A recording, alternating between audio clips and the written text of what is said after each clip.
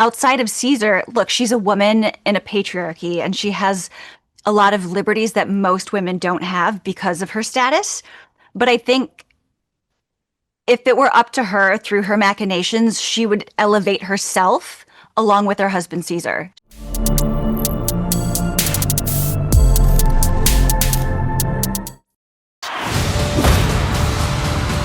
Underestimate Ashur at own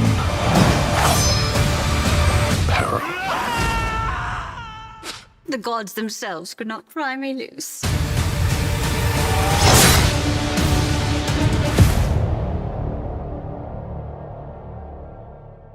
Hi, Nadia with the Culture Collective. So nice to meet you.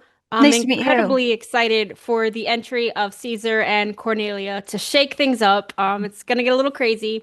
Ruthless, rich, and powerful. What can you tell us about the power couple and their political maneuvering and the rivalries during their visit to Capua? They are very much the Sid and Nancy of ancient Rome. They come in and they flip the season on its head. Um, they're just lavish, rock and roll, opulent. No concern for what anybody thinks of them because they don't have to. They're just at that social strata. Um, and yes, they're very much there for political maneuverings and to, I don't know how much I can say at this point beyond that, but yes, political maneuverings are what bring them to town. And what do you think your sorry, what do you think your character Cornelia wants the most? Outside of her husband Caesar, who is she, and what's her most important relationship outside of Caesar? That's a great question. Cornelia is very powerful and very wealthy, and I feel like most people in that position only want more. Outside of Caesar, look, she's a woman in a patriarchy, and she has a lot of liberties that most women don't have because of her status. But I think if it were up to her through her machinations, she would elevate herself along with her husband Caesar. She just is after more power, I think.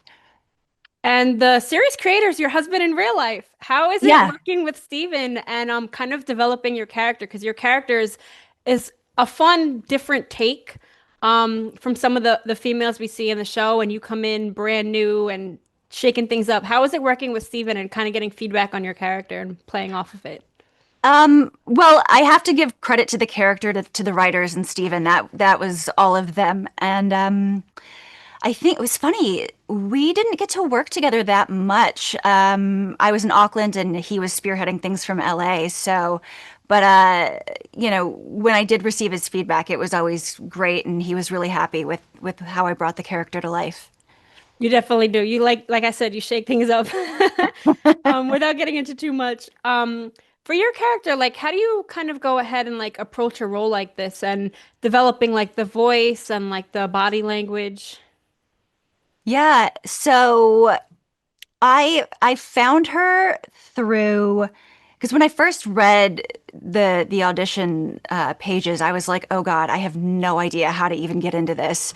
And I had to flip things around because what she does and says are so awful. And I was like, what if it was fun? What if I enjoyed it?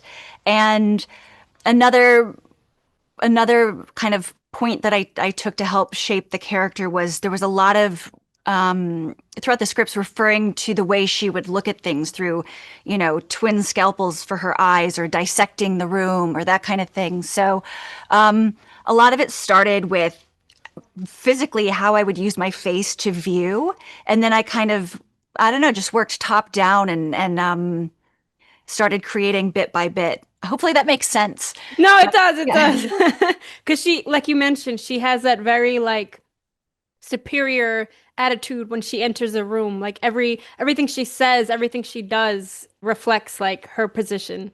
Exactly. And with that in mind, I kind of always had this imaginary crown on my head to give myself the posture and the, physical status. So it was just very much, yes, a mental slash physical bearing that I had to maintain. Absolutely. Yeah. Thank you so much. I really appreciate it. Thank you.